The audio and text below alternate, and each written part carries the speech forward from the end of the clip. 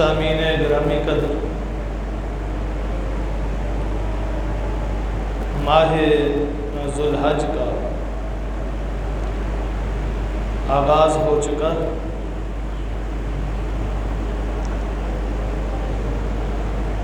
اسی مہینے کی 10، 11 اور 12 تواریخ میں عالم اسلام حضرت ابراہیم اور حضرت اسماعیل علیہم الصلوات والتسلیمات کی یاد میں فریضہ قربانی ادا کرتے ہیں۔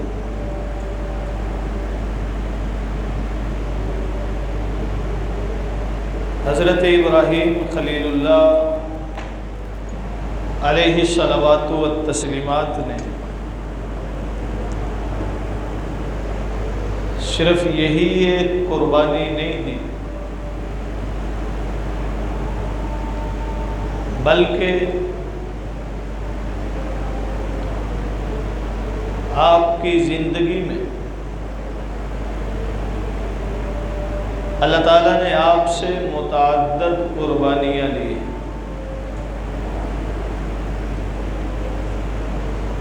اور یہ اصول ربانی ہے کہ جس کو جتنا قرب بخشا جاتا ہے اس سے اتنی قربانیاں طلب کی جاتی ہیں۔ اللہ نے جس کو جتنا مقرب بنایا اسے اتنی آزمائشوں سے، امتحانوں سے گزارا ہے، اور بڑے باشگاف لفظوں میں فرمایا احسب الناس ان يتركوا ان يقولوا آمنا، لوگوں نے کیا سمجھ رکھا ہے کہ یہ اظہار ایمان کریں گے وَهُمْ لَا يُفْتَنُونَ اور آزمائے نہیں جائیں گے؟ ایسی بات نہیں ہے۔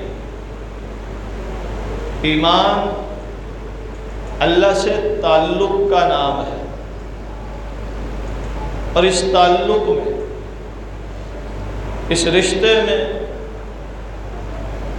جتنی مضبوطی چاہیے ہوگی اتنی آزمائشوں سے گزرنا پڑے، اتنی ہی قربانیاں دینی پڑے۔ حضرت ابراہیم علیہ الصلوات والتسلیمات وہ جلیل القدر پیغمبر ہیں کہ جن کے دین کی تکمیل ہی دین اسلام ہے۔ حضرت ابراہیم علیہ السلام یہ شرف، یہ مقام قربانیوں کے بعد حاصل کرتے ہیں۔ آپ کی قربانیوں کا آغاز ابتدائے نبوت سے ہوا، جب اللہ تعالیٰ نے حضرت ابراہیم علیہ السلام کو نبوت سے سرفراز فرمایا تو سب سے پہلا حکم یہی تھا کہ اپنے اس معاشرے، اس سوسائٹی، اس قوم، قبیلے، خاندان کے رسم و رواج اور ان کے معبودان باطلہ سے بغاوت کا اعلان کیجیے۔ اور حضرت ابراہیم علیہ السلام کی اپنی قوم کے اعمال سے برات کا اعلان قرآن مقدس میں متعدد مقامات پر ہے۔ وَإِذْ قَالَ إِبْرَاهِيمُ لِأَبِيهِ آزَرَ أَتَتَّخِذُ أَصْنَامًا آلِهَةً، آغاز اپنے گھر سے کیا، اپنے باپ سے جو اپنی قوم کا اپنے خاندان کا بھی بڑا تھا اور ان کے بت خانے کا بھی سرکردہ فرد تھا،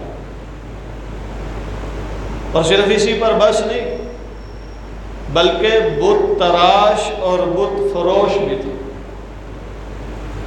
کہ وہ بتوں کو بناتا بھی اور انہیں بیچتا بھی تھا، اور انہی کا رکھوالا اور محافظ بھی۔ تو حضرت ابراہیم علیہ السلام اپنے والد سے ہی مخاطب ہوئے کہ کیا آپ ان کو معبود بناتے ہو جنہیں اپنے ہاتھوں سے تراشتے ہو، جنہیں تم خود بناؤ، وہ تمہارے معبود کیسے ہوگے؟ میں نہیں مانتا، مجھے تمہارا یہ عقیدہ، تمہارا یہ مذہب قبول نہیں۔ اب یہ گھر سے نکلے تو خاندان والوں کو بھی یہی دعوت۔ پھر جب قوم میلے پہ گئی ہوئی تھی تو ان کے بت خانے میں تشریف لے گئے،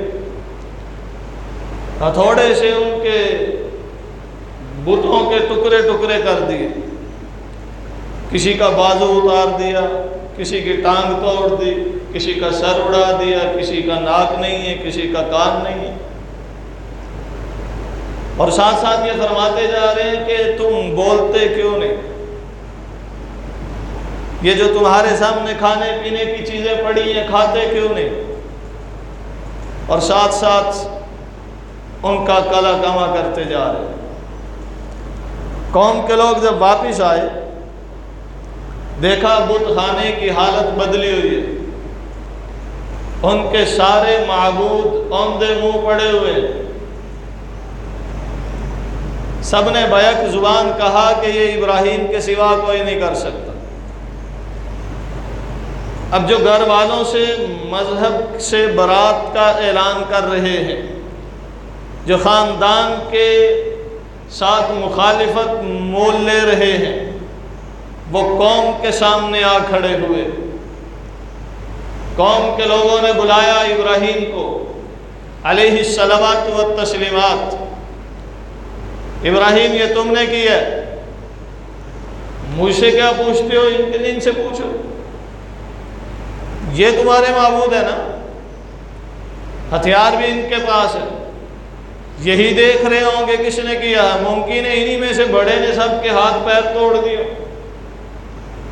سارے کہنے لگے ابراہیم کیسی بات کرتے ہو، یہ تو بول نہیں سکتے، یہ اپنا بچاؤ نہیں کر سکتے، یہ اپنا تحفظ نہیں کر سکتے، یہ بھلا کیوں اور کیسے ایک دوسرے کو ماریں گے توڑیں گے؟ ابراہیم علیہ السلام نے فرمایا اچھا، جب یہ بول نہیں سکتے، یہ سن نہیں سکتے، یہ ایک دوسرے کا بچاؤ کر نہیں سکتے، اپنے آپ کو تحفظ فراہم نہیں کر سکتے، تو پھر بتاؤ یہ تمہارا کیسے نفع اور نقصان کریں گے؟ پھر یہ تمہیں کیسے بچا سکیں گے؟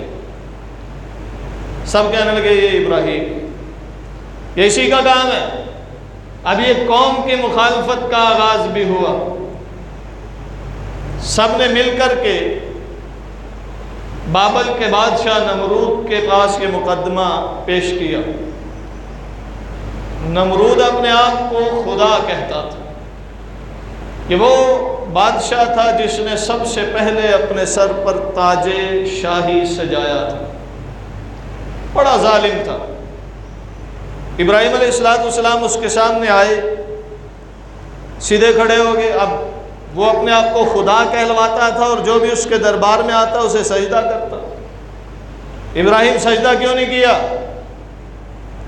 فرمانے لگے سجدہ میں اللہ کے سوا کسی کو نہیں کرتا، وہ جو حقیقی معبود ہے سجدہ صرف اسے کرتا ہوں، غیر اللہ کے سامنے میری پیشانی نہیں جھکتی، میں خدا کا عبادت گزار ہوں، تمہارا نہیں۔ ابراہیم میں خدا ہوں، یہ مکالمہ بھی اللہ نے قرآن مقدس میں بیان کیا۔ نمرود کہنے لگا ابراہیم میں خدا ہوں، حضرت ابراہیم علیہ السلام نے فرمایا خدا تو نہیں ہے۔ خدا وہ ہے جو زندگی اور موت دیتا ہے۔ کہنے لگا میں بھی تو زندگی اور موت دیتا ہوں۔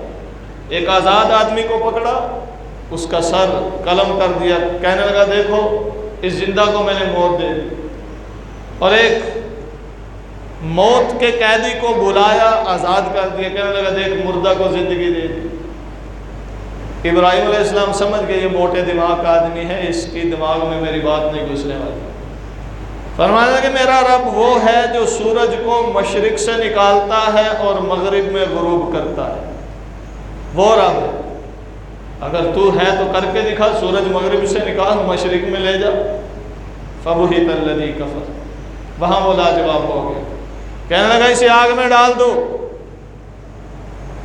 اب حضرت ابراہیم علیہ السلام کی اس توحید کی تبلیغ کی وجہ سے کہ کہیں ایسا نہ ہو ابراہیم کی دعوت کی وجہ سے لوگ ہمارے مذہب سے بیزار ہو جائیں، دشمن جب بھی دلائل کی جنگ میں شکست کھاتا ہے تو وہ اچھے ہتھیاروں کو اترا۔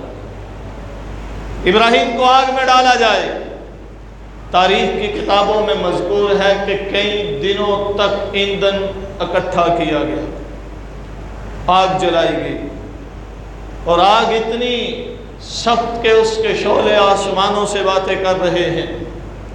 اس آگ کے اوپر سے کوئی پرندہ نہیں گزرتا کہ جل کر بن کر آگ میں گر جاتا، میلوں دور اس سے کھڑے ہوتے ہیں کہ قریب اس کی حرارت کے متحمل نہیں ہے۔ اب ابراہیم علیہ السلام کے لیے آگ جلائی کہ ابراہیم کو آگ میں ڈالیں گے، یہ عبرت کا نشانہ بن جائے، اور کوئی بھی اس کے نقش قدم پر نہیں چلے گا، اور کوئی بھی اپنے آبائی دین سے مذہب سے برات کا اعلان نہیں کرے گا۔ ابراہیم علیہ السلام کو آگ میں ڈالے جانے کا وقت آیا تو کیسے ڈالا جائے؟ پھر شیطان کی رہنمائی نے منجنیق بنائی، آج کے جدید دور کی جیسے توپ ہوتی ہے، اس کا گولا بٹن دبانے سے دور جاتا ہے، ایسے ہی وہ پرانی منجنیق جیسے غلیل ہے، اس میں پتھر ڈال کے کھینچ کر پھینکتے ہیں۔ منجنیق میں حضرت ابراہیم علیہ السلام کو رکھا گیا اور آگ میں پھینکا، لباس اتار دیا کہ یہ جاتے ہی بن جائے، یہ جاتے ہی آگ میں کوئلہ بن جائے۔ ابراہیم علیہ السلام آگ میں جا رہے ہیں، ادھر سے خدائی نظام حرکت میں آیا، یا نار کونی برداً و سلاما۔ انسان کی ساری کوششیں ایک طرف، انسانی سارے حربے ایک طرف، انسانی سارے فارمولے ایک طرف، اور رب کا حکم ایک طرف۔ جب خدا کا نظام اپنے طاقت کے ساتھ نافذ ہوتا ہے تو پھر انسانی طاقتیں کام نہیں آتی۔ یا نار کونی برداً و سلاما، اے آگ ٹھنڈی ہو، سلامتی والی، کہ جہاں ابراہیم کو نہ ٹھنڈک محسوس ہو نہ حرارت محسوس ہو، سلام۔ اب کئی دن تک آگ جلتی رہی، شعلے بجھ گئے، کوئلے ٹھنڈے پڑ گئے۔ چلو آؤ ابراہیم کا جلا ہوا ڈانچہ اٹھاتے ہیں۔ دیکھا تو ابراہیم علیہ الصلوات و تسلیمات وہاں سلامتی سے بیٹھے، کہنے لگے اسے ہم نہیں مار سکتے، اور اگر یہ یہاں رہا تو یہ ہمارے لیے خطرناک۔ تو یہ ابراہیم علیہ السلام کی پہلی قربانی ہے، یہ پہلی قربانی ہے جس میں اپنے رشتہ داروں سے برات، خاندان والوں سے برات، قوم سے برات، اور سزا میں آگ میں ڈالے جانے کے لیے تیار، جان کی قربانی دے رہے ہیں، مشن سے پیچھے نہیں ہٹ رہے، جان کی قربانی دے رہے ہیں، دعوت توحید سے انحراف نہیں کرتے، جان کی قربانی دے رہے ہیں، لیکن دشمن کے سامنے سر نہیں جھکاتے، جان کی قربانی دے رہے ہیں، لیکن حاکم وقت کی ہاں میں ہاں نہیں ملاتے۔ یہ ابراہیم علیہ السلام کی زندگی کی پہلی قربانی ہے جو ابراہیم علیہ السلام کے ماننے والوں کو یہ بتاتی ہے کہ تم ابراہیم کے نام لیوا ہو تو پھر جب حق بات کرو پیچھے نہ ہٹو، جان کی پرواہ نہ کرو، جان کی فکر نہ کرو۔ نہ صرف ابراہیم علیہ السلام کے نام لیوا بلکہ تم تو حضور خاتم المرسلین کے نام لیوا بھی ہو، جنہوں نے اپنے جد امجد کی قربانیوں کے پیش نظر انہی راستوں پر چل کے دکھایا ہے۔ حضور خاتم المرسلین صلی اللہ علیہ وسلم کے بھی اپنے مخالف ہو گئے تھے، حکم ربی تھا وَأَنذِرْ عَشِيرَتَكَ الْأَقْرَبِينَ، اپنے قریبی رشتہ داروں کے ساتھ سب سے پہلے اپنی دعوت کو شیئر کریں۔ جب اپنے رشتہ داروں تک دعوت پہنچائی مخالف ہو گئے، سگے چچا پتھر اٹھا کر مارتے ہیں، خاندان والے بائی کاٹ کرتے ہیں، کنبے قبیلے والے بائی کاٹ کرتے ہیں، یہاں تک کہ پوری قوم ایک طرف ہو گئی اور یہ کہنے لگی کہ ہم مل کر اس کی جان لے لیں گے، اس کا سر قلم کر دیں گے، اور تروالیں لے کر کے حضور کے گھر کے باہر کھڑے ہو گئے۔ حضور علیہ السلام بھی اپنی جان کی پرواہ نہ کرتے ہوئے توحید پر قائم ہیں، دعوت پر قائم ہیں، حق بات پر قائم ہیں۔ حالانکہ مشرکین نے یہ بھی کہا تھا کہ تم ہمارے معبودوں کو برا بھلا نہ کہو، ہماری تمہاری کوئی لڑائی نہیں۔ فرمایا نہیں، جو حق بات ہے وہ کرنی ہے، وہ کی جائے گی۔ ابراہیم علیہ السلام بھی جان کی قربانی دینے کو تیار، نبی مکرم بھی جان کی قربانی دینے کو تیار۔ ان کے نام لیواؤ، دین اسلام کے پیروکاروں، دین ابراہیم کی تکمیل کرنے والوں، تم ان کے نام لیتے ہو، اپنی جانوں کی پرواہ پہلے کرتے ہو، حق بات کو پسے پشت ڈال دیتے ہو، توحید کا پرچار کرتے ہوئے ڈرتے ہو، تو پھر نام کس منہ سے لیتے ہو؟ تو ابراہیم علیہ السلام کی پہلی قربانی اپنی جان کی قربانی ہے، اپنا آپ دین خداوندی کے لیے قربان کرنے کو تیار ہوئے۔ پھر جب دیکھا دشمن ناکام ہوا تو نکال دو اسے، یہ اپنے وطن سے نکلے، مصر پہنچے۔ مصر کے بادشاہ نے حضرت ابراہیم علیہ السلام کی بیوی سارہ کو دیکھا تو وہ ان پر بری نیت سے ہاتھ ڈالنا چاہتا تھا، لیکن یہاں بھی خدائی نظام حرکت میں آیا، ناکام ہوا۔ ان کی پاک بازی، پاک دامنی دیکھی تو کہنے لگا تم فرشتہ صفت انسان ہو، لو میں تمہیں اپنی بیٹی دیتا ہوں، اسے بھی اپنے ساتھ رکھو۔ حضرت ابراہیم علیہ السلام کو ہاجرہ پیش کی، جن سے اللہ تعالیٰ نے حضرت ابراہیم علیہ السلام کو ایک بیٹا دیا جن کا نام اسماعیل تھا۔ 35 سال کی عمر میں پہلی شادی ہوئی، 80 سال سے عمر اوپر ہو گئی ہے، اولاد کوئی نہیں۔ حضرت ہاجرہ کے بطن سے ایک بیٹا ہوا، نام اسماعیل ہے۔ اب بڑھاپے کی اولاد ہو، پہلی اولاد ہو، کتنی عزیز ہوتی ہے، کتنا پیار آتا ہے۔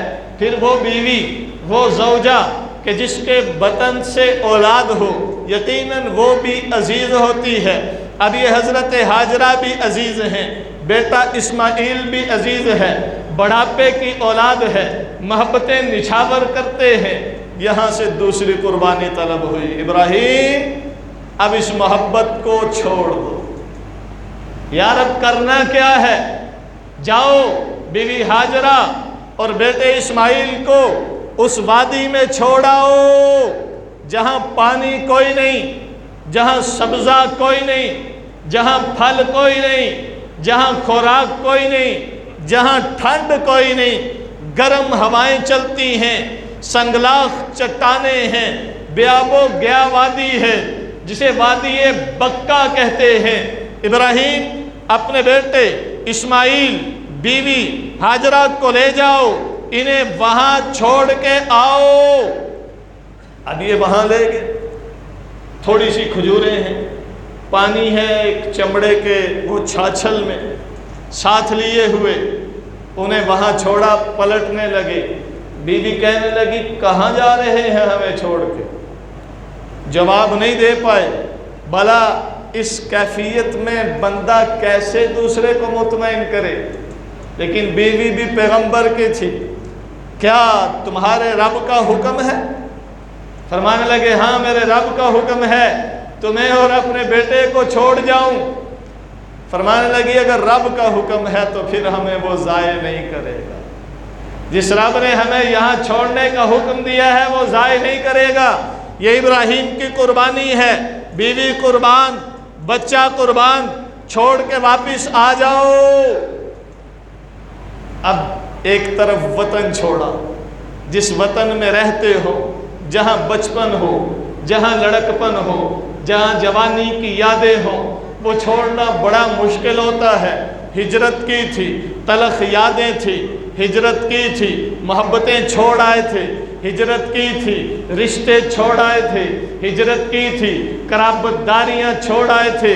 फिर अल्लाह की तरफ से बेटे की नेमत मिली, अब इन्हें भी छोड़ आओ, ये मोहब्बत भी कुर्बान कर दो, उन्हें भी छोड़ आए।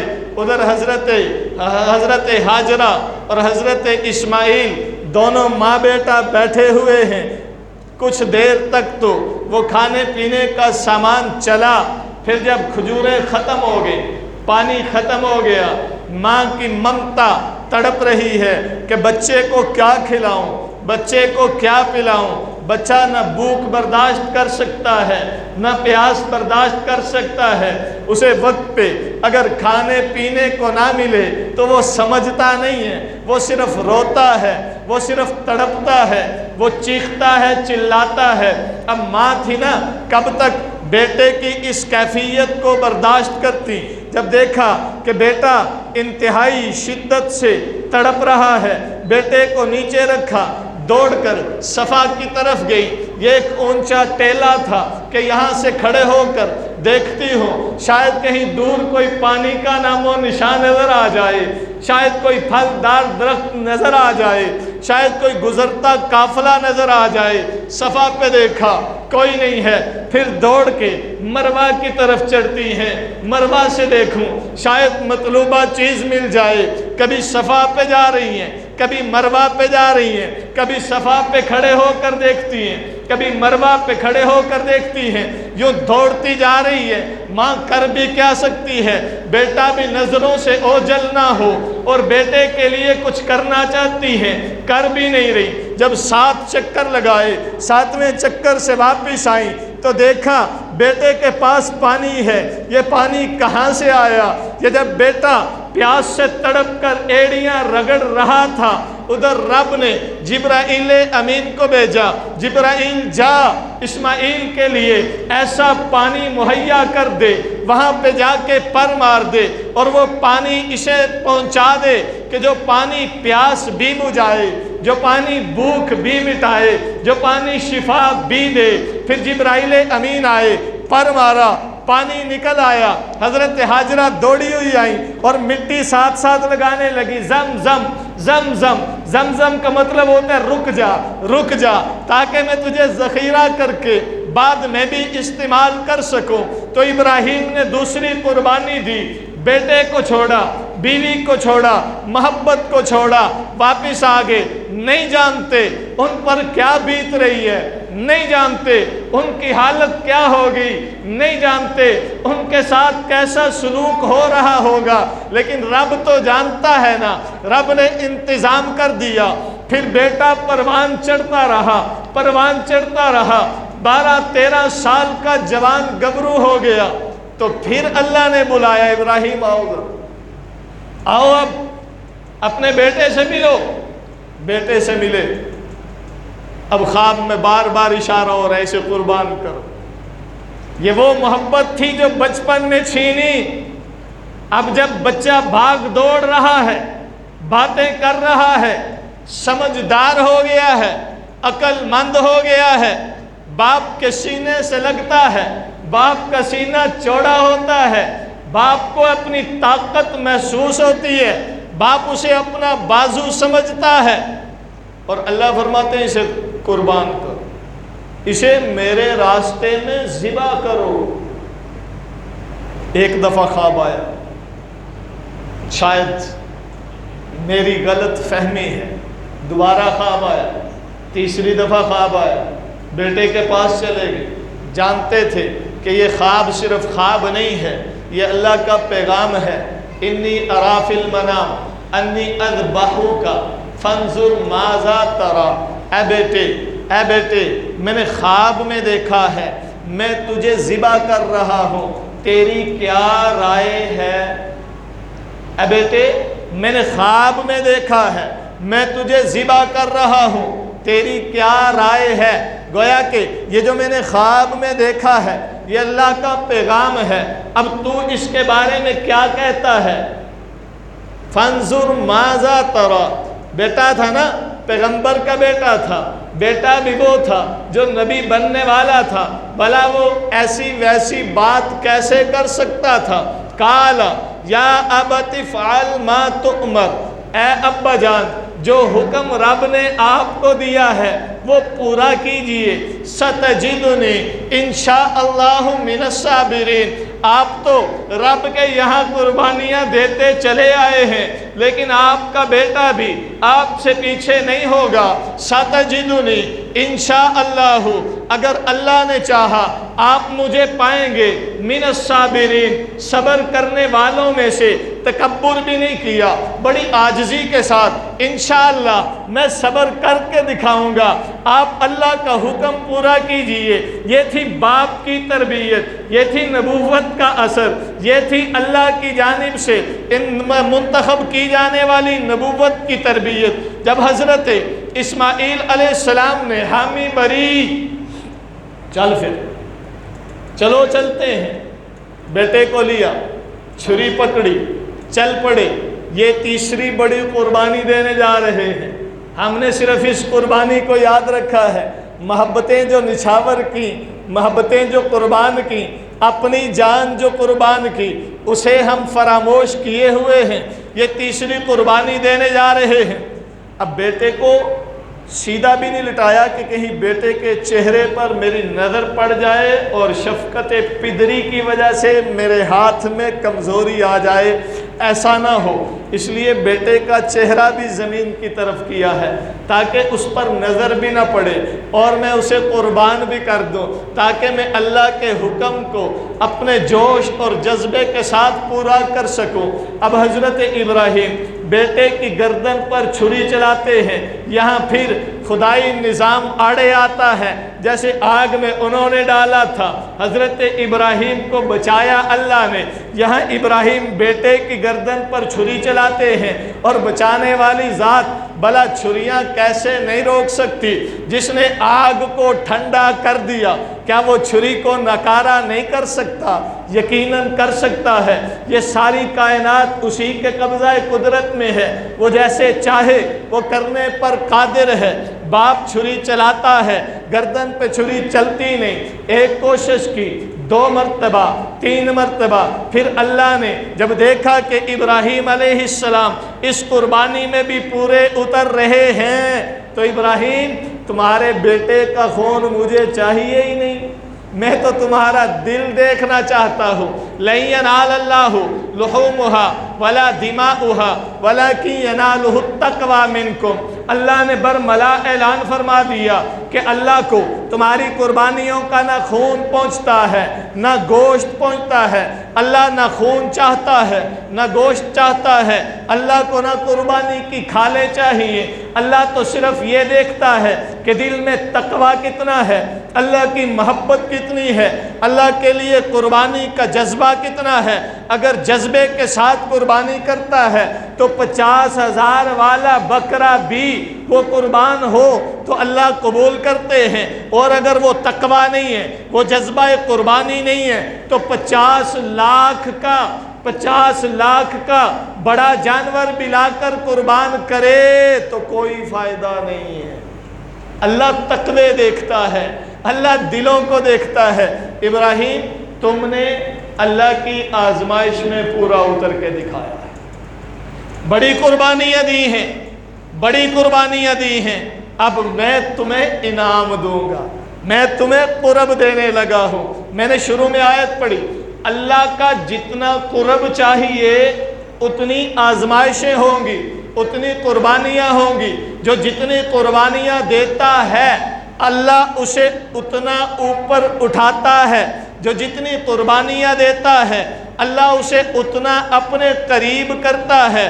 حضور علیہ السلام نے فرمایا محشر میں سب سے پہلے اللہ تعالی حضرت ابراہیم کو خلعت پہنائیں گے کہ جب محشر میں ساری انسانیت برہنہ کھڑی ہوگی تو سب سے پہلے جو جسم ڈھانپا جائے گا وہ ابراہیم علیہ السلام کا ہوگا۔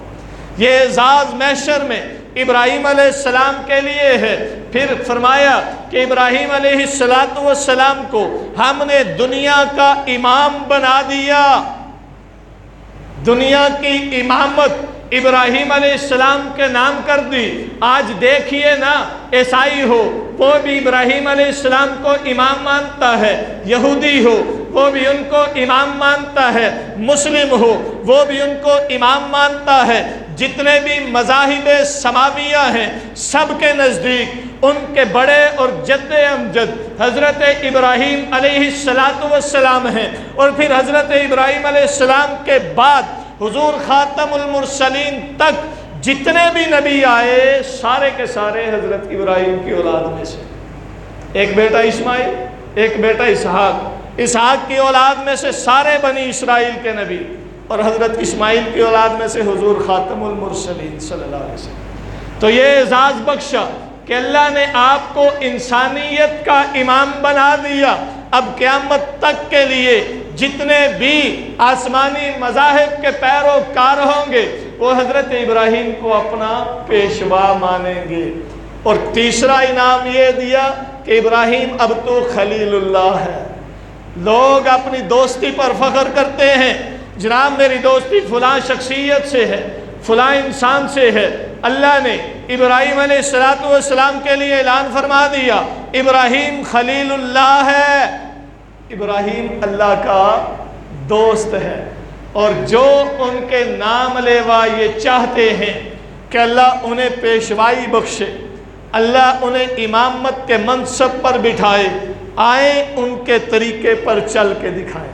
جو یہ چاہتا ہے کہ اللہ انہیں خلعت عزت بخشیں، عظمت کا لبادہ پہنائیں، آئیں ابراہیم کے نقش قدم پر چل کے دکھائیں۔